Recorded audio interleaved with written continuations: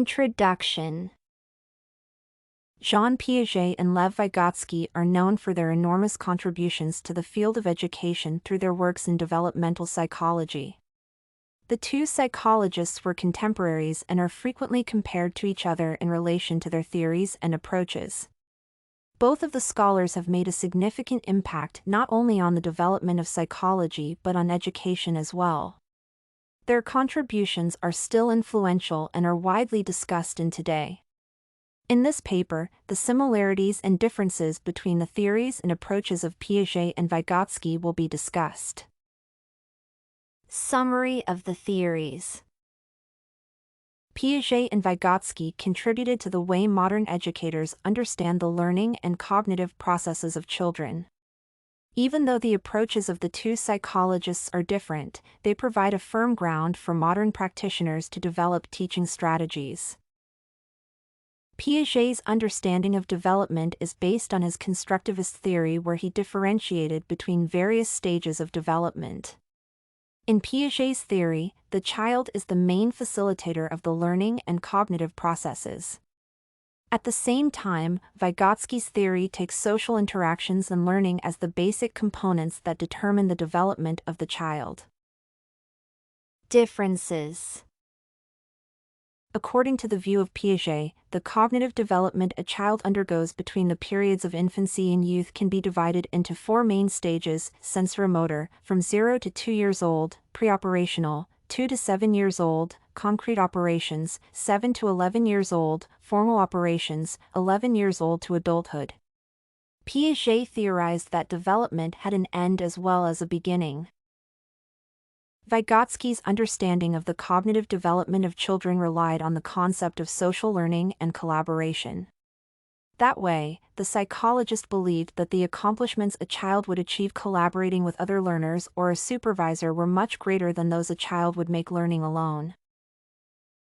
Therefore, the most noticeable difference between the two theories is the theorists' views on how and by whom the learning is facilitated: autonomy versus collaboration. In Piaget's constructivist approach, a learning child is viewed as an independent actor who interacts with the environment, obtains and interprets information autonomously, and is the constructor of their learning.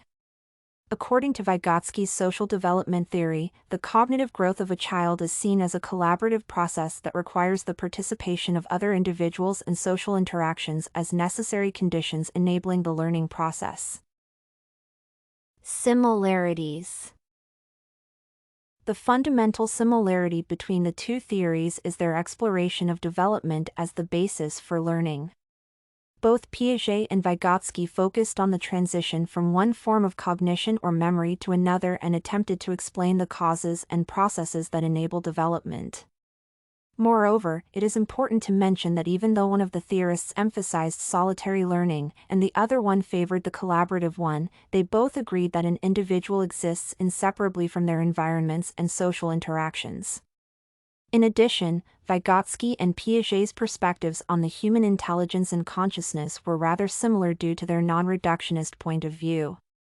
In other words, both theorists believed that intelligence and consciousness were the forms of adaptation and organization and could not be seen as combinations of reflexes. What can be gained by a better understanding of the theories? Lourenço connects the different orientations of Piaget and Vygotsky, autonomy and heteronomy, to their ultimate worldviews and states that the theorists' idea concerning the origins of knowledge dictated their scholarly arguments. That way, Piaget perceived knowledge as coming from within a person and can be gained autonomously, whereas Vygotsky believed that knowledge comes from without and thus required social interactions. Overall, analyzing the two theories, one may notice that Vygotsky's approach is grounded on the concept of authority that is viewed as the source of knowledge. That way, the theorist assumed that the knowledge possessed by the supervisors is the correct or necessary one. At the same time, Piaget's approach, even though it is based on rigid categories and stages, provides more freedom to a child as an autonomous learner, relying on individual and independent interpretations of the situations and environments without being limited by the right or wrong information judged by the adults based on their own perspectives. The two approaches have multiple supporters and opponents today, and neither can be considered better than the other. Emphasizing the two different ways of obtaining knowledge and exploring their benefits, Piaget and Vygotsky provide a substantial basis for contemporary educators to combine both approaches in modern education. To date, some of the most progressive educational programs attempt to combine carefully weighed combinations of tasks and strategies for autonomous and guided learning. Conclusion. Jean Piaget and Lev Vygotsky have immensely contributed to the fields of child development and psychology, which in turn impacted education. To this day, their impacts are significant and meaningful. The approaches of the two theorists are similar as they emphasize the process of cognitive development in children but differ in the perspectives on the origins of knowledge. These days, the works of both theorists serve as the basis for the creation of harmonious curriculums incorporating both approaches. This and many other essays are available at studycorgi.com.